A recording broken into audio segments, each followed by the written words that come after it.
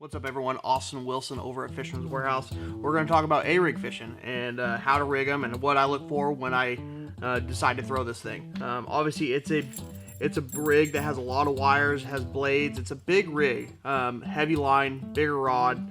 And once again, when I like to throw this is, when I have windy conditions, especially with the blades on there, something with a lot of flash. I don't want to throw this on a slick, calm day because they can see very well with all these wires and everything. I just like to be a little bit more finessey.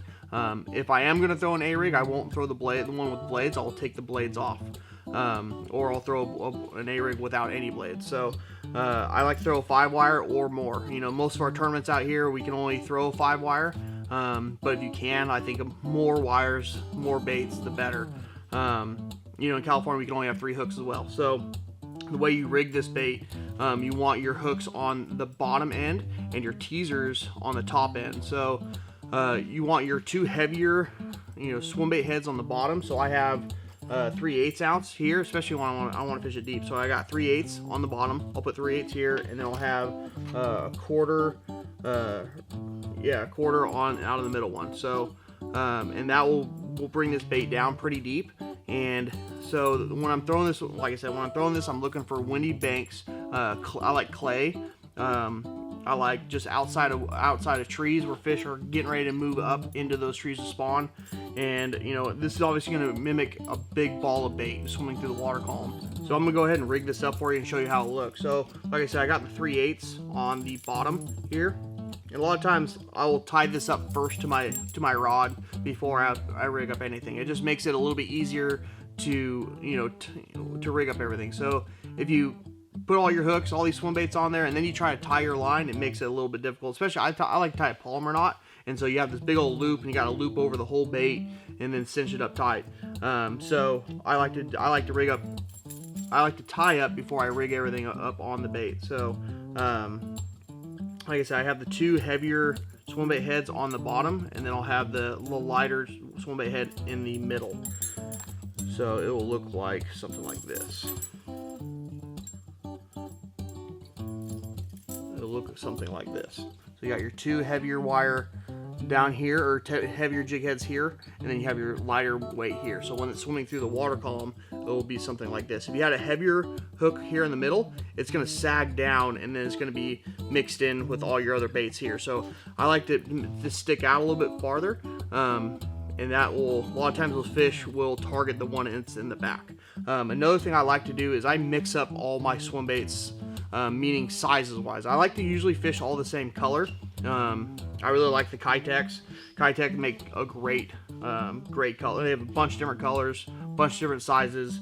And so when I'm fishing around spotted bass, a lot of times I will do like my 3.8 on the bottom here, and then a 4.3 out the back. So I'm gonna go ahead and rig those on here now, so you kind of see what I'm talking about.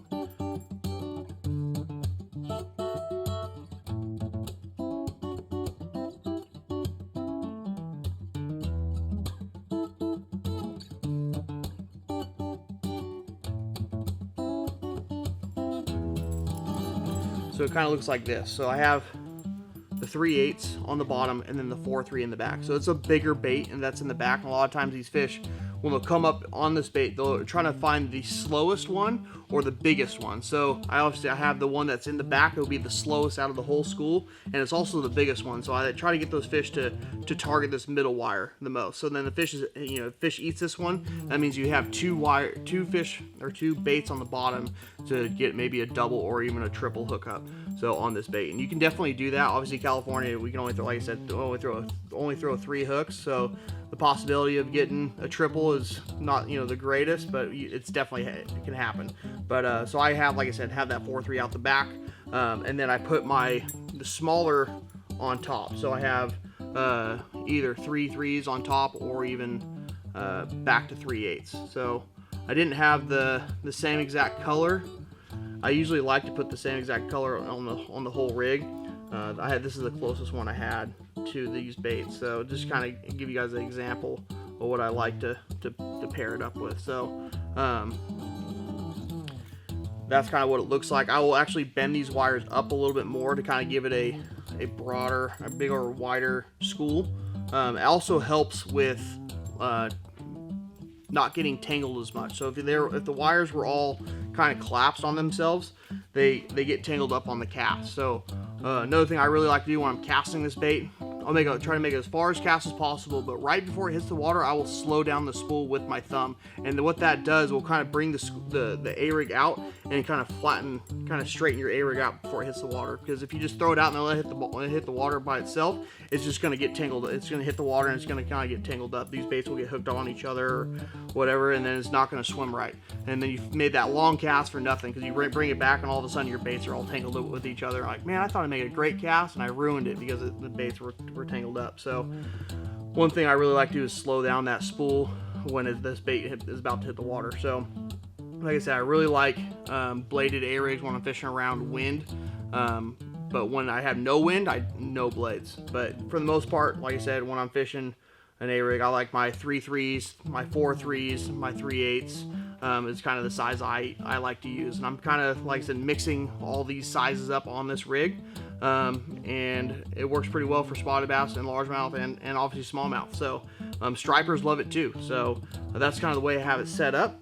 Have a bunch of different colors over at Fisherman's Warehouse. Got a bunch of A-rigs. This happens to be a Umbrella.